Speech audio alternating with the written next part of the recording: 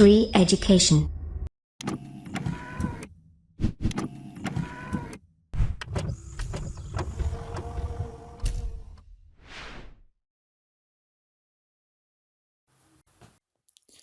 नमस्कार दोस्तों, एक बार फिर से आप सभी का स्वागत है हमारे चैनल जिसका नाम है श्री एजुकेशन। दोस्तों, आज का हमारा ये वीडियो आपके लिए बहुत ही ज़्यादा इम्पोर्टेंट है, क्योंकि इस वीडियो हम देखेंगे जो भी बायोलॉजी के जो इम्पोर्टेंट क्वेश्चन है, बहुत ही ज़्यादा इम्पोर्टेंट क्वेश्चंस हैं बायोलॉजी के। ये हिंदी में वीडियो होगा, पहले बता रहा हूँ मैं। बायोलॉजी के जो भी इम्पोर्टेंट क्वेश्चंस हैं आपके सभी एग्जामों के लिए, आप कोई भी एग्जाम दे जिनमें ये क्वेश्चन आते हैं सामान्य विज्ञान के, उनके लिए बहुत ही इंपॉर्टेंट क्वेश्चन है ये। अगर केवल यही आप करके चले जाएंगे, ये क्वेश्चन 2 पार्ट में बनाऊंगा इस वीडियो के, अगर दोनों पार्ट आप देखकर यही क्वेश्चन करके चले जाते हैं तो कोई भी एग्जाम हो दोस्तों, आपके 60-70% से ज़्यादा नंबर आ जाएंगे बायोलॉजी के पोर्शन में। ये मैंने क्वेश्चन ऐसे व्यवस्थित किए, इसको हमने रैंडम व्यवस्थित बिल्कुल नहीं किया, ये मैंने सीरियल वाइज व्यवस्थित किए हैं, टॉपिक वाइज व्यवस्थित किए हैं कि आपको पूरा चैप्टर भी समझ में आते रहेगा। अगर आप एसएससी एमटीएस का एग्जाम देने वाले या कोई भी एग्जाम आगे देने वाले हैं, एसबीआई पीओ का एग्जाम या देने वाले हैं, होने वाला है, नोटिफिकेशन आ गया है, अभी रेलवे का जो एग्जाम होगा वो भी अगर देने वाले हैं, तो यही करके चले जाएंगे तो बायोलॉजी को आपको एक्स्ट्रा कहीं पढ़ने की जरूरत ही नहीं पड़ेगी। क्योंकि बायोलॉजी ऐसा सब्जेक्ट है कि आधा से ज़्यादा बच्चे क्या होते हैं, छोड़ के चले जाते हैं। मगर ये वीडियो देख लेंगे, बहुत आसानी से, बहुत ईजी लगेगा आपको, ये याद करके चले जाएंगे। बस अगर इस 1 घंटे के कोर्स को पूरा आप कर लेते हैं तो कोई भी एग्ज़ाम हो बायोलॉजी में आप अच्छा मार्क्स कर जाएंगे। अगर आप हमारे वीडियोस को पहली बार देख रहे हैं तो हमारे चैनल को सब्सक्राइब करना ना भूलें, क्योंकि हमारे चैनल पर आपको बहुत सारी अच्छी वीडियोस मिल जाएंगी। एक बार हमारे आप चैनल के प्लेलिस्ट पे जाइए, आपको आपके एग्ज़ाम के रिलेटेड बहुत अच्छी वीडियोज़ मिल जाएंगी। चलिए शुरू करते हैं। देखिए, सबसे पहला क्वेश्चन है, जीव तथा जंतु विज्ञान के जनक किसको कहा जाता है? तो दोस्तों, कुछ क्वेश्चन आपको इस टाइप के मिल जाते हैं, इनका जनक किसको कहा जाता है, इसका वो किसको कहा जाता है, तो मैं वो आपको बता देता हूँ ये क्या पूछे जा सकते हैं आपको अगर पूछे जाएंगे। तो याद रखिए, जीव तथा जंतु विज्ञान का जो जनक थे वो अरस्तु थे। अरस्तु को जीव और जंतु विज्ञान का जनक कहा जाता है। चिकित्सा शास्त्र का जनक किसको कहा जाता है? तो ये हिप्पोक्रेटिस, याद रखिएगा, ठीक है, हिप्पोक्रेटस को चिकित्सा शास्त्र का जनक कहा जाता है। अब देखिए अगला क्वेश्चन है, वनस्पति विज्ञान का जनक किसे कहा जाता है? तो थियोफ्रेटस को कहा जाता है। थियोफ्रेटस, ठीक है, थियोफ्रेटस को वनस्पति विज्ञान का जनक कहा जाता है। अनुवांशिकी का जनक किसे कहा जाता है? तो अनुवांशिकी का जो जनक कहा जाता है वो ग्रेगर जॉन मेंडल को कहा जाता है, ठीक है, ग्रेगर जॉन मेंडल को कहा जाता है। कहीं कहीं का नाम ग्रेगरी जॉन मेंडल होता है, तो ग्रेगर आए या ग्रेगरी जॉन मेंडल आए तो वो उन्हें अनुवांशिकी का जनक कहा जाता है। अनुवांशिकी का मतलब देखिए क्या होता है, जो पीढ़ी दर मतलब चीजें होती जाती हैं, जैसे कोई पर्सन गंजा है, उसकी औलाद भी गंजी हो रही है, उसकी औलाद भी गंजी हो रही है, तो ये अनुवंशिकी है। तो समझ पा रहे हैं आप, ठीक है। तो जो ग्रेगर जॉन मेंडल थे, इन्होंने सबसे पहले बताया था ये अनुवांशिकी। इन्होंने कैसे बताया था, मटर के पौधे से इन्होंने ये पता लगाया था अनुवांशिकी का। देखिए, अनुवांशिकी परिवर्तन होता है, कहाँ होता है? तो क्रोमोजोम में होता है, ये याद रखेंगे, क्रोमोजोम में होता है। देखिए, बायोलॉजी का कुछ पार्ट तो बहुत ही ईजी है, अभी आगे देखेंगे। कुछ पार्ट ऐसे हैं उसमें क्वेश्चंस भी बहुत आते हैं एग्जाम में और बहुत ईजी है। देखिए, आनुवंशिकता के विज्ञान को सबसे पहले अनुवांशिकी किसने कहा था? जो अनुवांशिकता विज्ञान है उसे क्या कहा जाता है? अनुवांशिकी कहा जाता है। सबसे पहले किसने इसका प्रयोग किया था इस शब्द का? तो विलियम वॉटसन ने किया था, ठीक है, डब्ल्यू वॉटसन ने क्या किया था? सबसे पहले अनुवांशिकी शब्द का यूज किया था। अनुवांशिकी मतलब होता है जेनेटिक्स, ठीक है, जेनेटिक्स, इंग्लिश में कहते हैं इसको जेनेटिक्स। उसका देखिए, खून का रंग लाल होता है, क्यों होता है? हीमोग्लोबिन की वजह से होता है, ठीक है, हीमोग्लोबिन की वजह से। हेमोग्लोबिन में देखिए, ये हेमो प्लस ग्लोबिन है। हेमो क्या बताता है? आयरन। ये किसी लैंग्वेज में आयरन को, Fe को हेमो कहते हैं, Fe+2। तो ये आयरन मतलब इसमें धातु है आयरन, और ग्लोबिन क्या है? एक प्रोटीन है। तो इनके कारण क्या होता है, इसका कलर जो होता है रेड होता है। तो ये अगला क्वेश्चन देखिए, हेमोग्लोबिन में पाए जाने वाला अगला वो जाने वाला तत्व कौन सा है? तो आयरन पाया जाता है, ठीक है, आयरन पाया जाता है, आयरन धातु बोले या वो, तो आयरन पाया जाता है। हेमोग्लोबिन यौगिक है किसका? ये प्रोटीन का यौगिक है, प्रोटीन का यौगिक है। कि हेमोग्लोबिन में क्या होता है? हेमो प्लस ग्लोबिन, ये प्रोटीन होता है, ग्लोबिन प्रोटीन है, हेमो क्या है इसका? वो आयरन है। खून का थक्का नहीं जमता, वो क्यों? मतलब किस रोग के कारण ये शरीर में खून का थक्का नहीं जमता? हम जानते हैं विटामिन के की कमी के कारण भी खून का थक्का नहीं जमता, और जो रोग है वो हीमोफीलिया।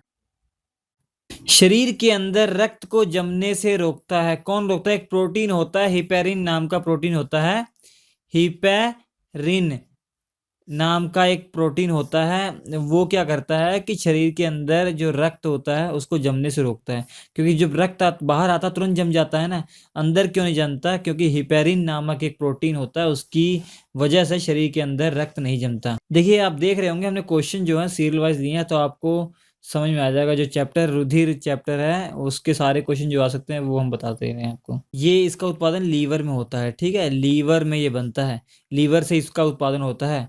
अगर जिसके अंदर ये हिपेरिन ना बने तो उसका शरीर वो खून तुरंत जम जाएगा, मर जाएगा तुरंत वो। अब देखिए ये बहुत इंपॉर्टेंट क्वेश्चन है, ऐसे क्वेश्चन आते हैं कि रक्त का अध्ययन क्या कहलाता है? हेमाटोलॉजी।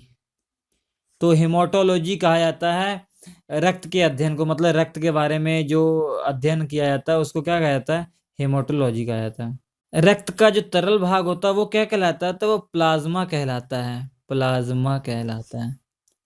तो देखिए ये प्लाज्मा की जो मात्रा होती है लगभग 55% से 60% तक होती है, ठीक है, ये खून में 55% से 60% तक ये प्लाज्मा होता है। प्लाज्मा वही जो पदार्थ की जो चतुर्थ चौथी अवस्था होती है प्लाज्मा ही कहलाती है।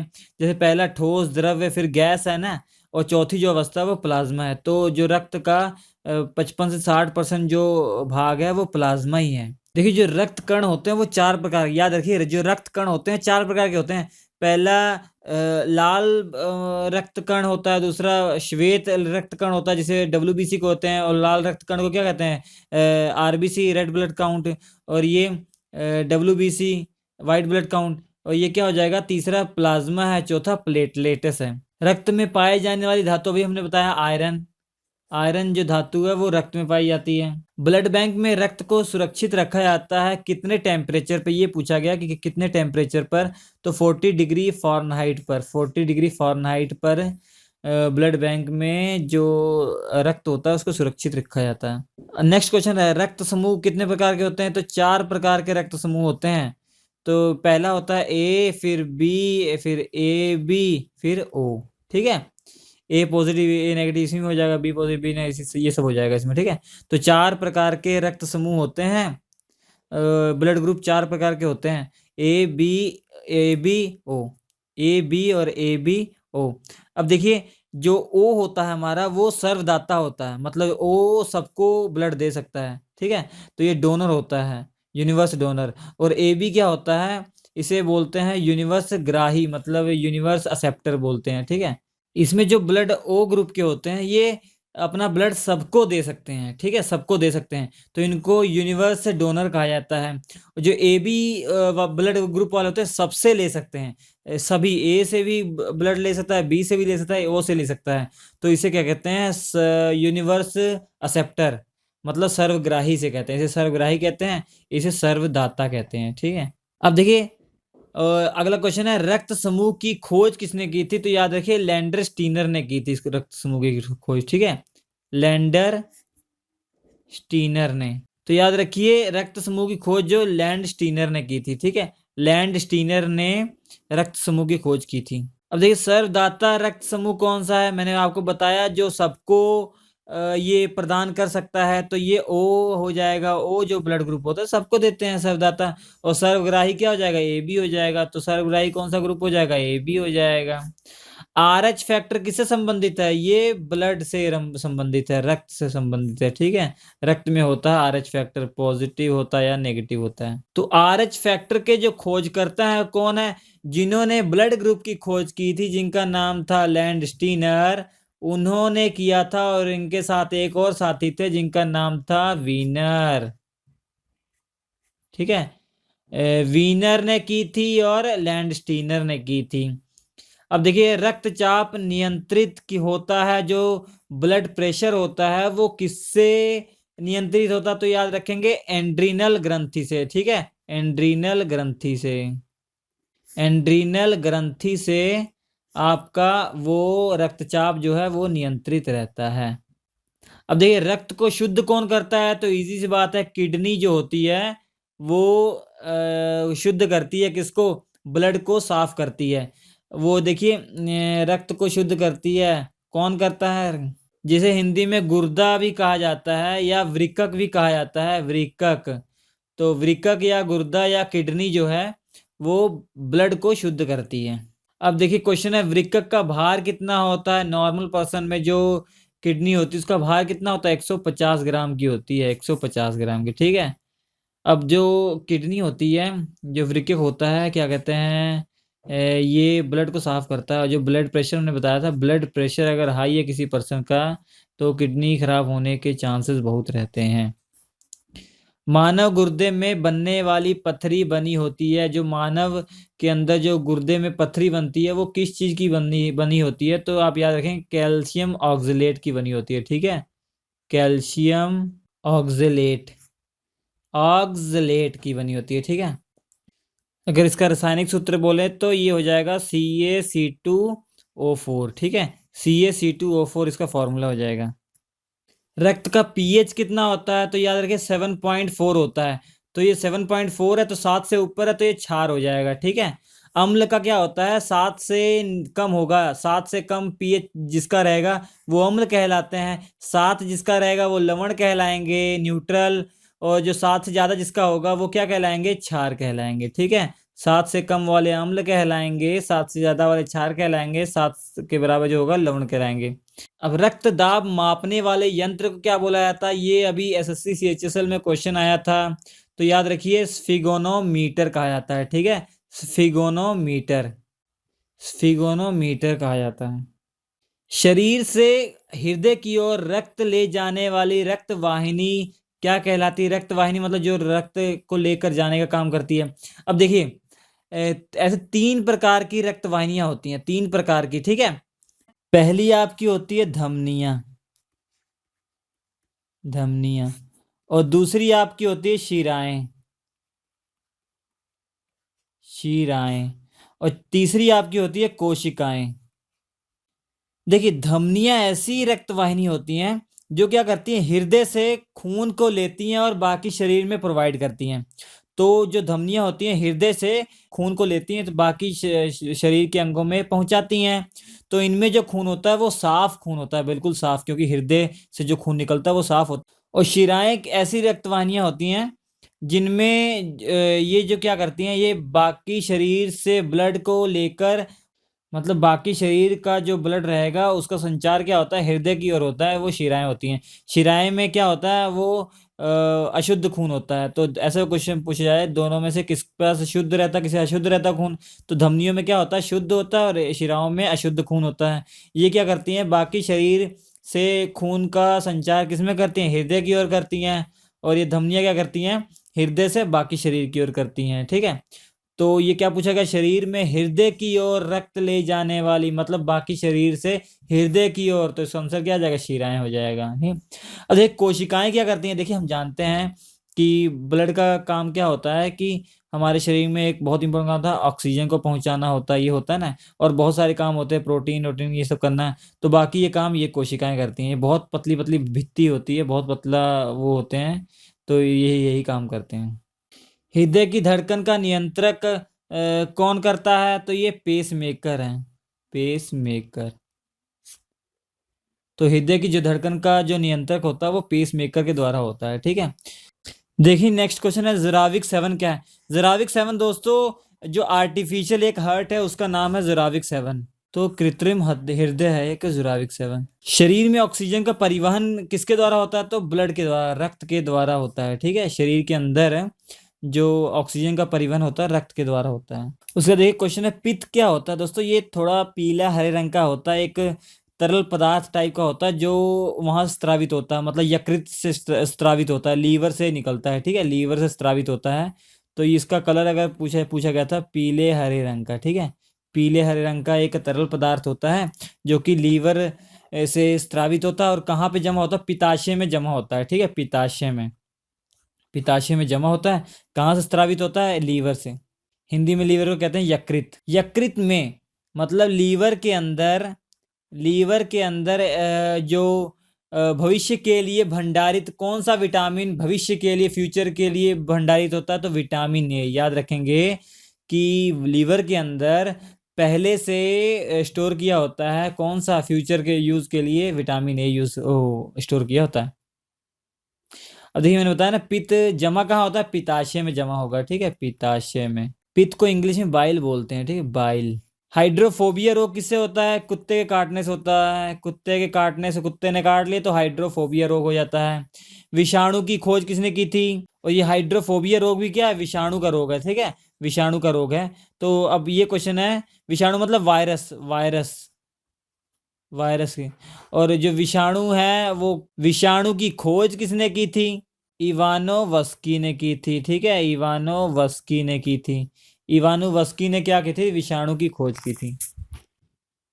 दोस्तों ये कंफ्यूज मत होइए, जैसे कुत्ते, आपने ये सुना होगा कुत्ते काटने से रेबीज रोग होता है ना, रेबीज रोग होता है, तो ये वही है, हाइड्रोफोबिया जो रोग है, रेबीज है, इसी का नाम है ये हाइड्रोफोबिया, ठीक है। तो ये विषाणु रोग है, विषाणु का जो वायरस का खोज किसने किया था, इवानोवस्की ने किया था। और देखिए विषाणु का अध्ययन, जो वायरस का अध्ययन क्या कहलाता है, तो वायरोलॉजी कहलाता है। बहुत इजी है, तो याद करना भी इजी है, ठीक है, वायरोलॉजी। तो वायरोलॉजी क्या कहलाता है, विषाणु का अध्ययन। अब रानीखेत बीमारी जो होती है किससे फैलती है, ये वायरस से फैलती है, ठीक है, वायरस से ये बीमारी फैलती है, रानीखेत। तो देखिए जंतुओं में होने वाला फुट एंड माउथ रोग भी किसकी वजह से होता है, तो ये विषाणुओं की वजह से होता है, विषाणु की वजह से, ठीक है, ये भी वायरस की वजह से होता है। कवकों का अध्ययन क्या कहलाता है, जो कवक होते हैं उनका अध्ययन क्या कहलाता है, तो ये माइकोलॉजी कहलाता है, माइकोलॉजी, माइकोलॉजी कहलाता है कवकों का अध्ययन। तो नेक्स्ट क्वेश्चन है, शैवालों का अध्ययन क्या कहलाता है, तो ये फाइकोलॉजी कहलाता है, ठीक है, फाइकोलॉजी, ठीक है।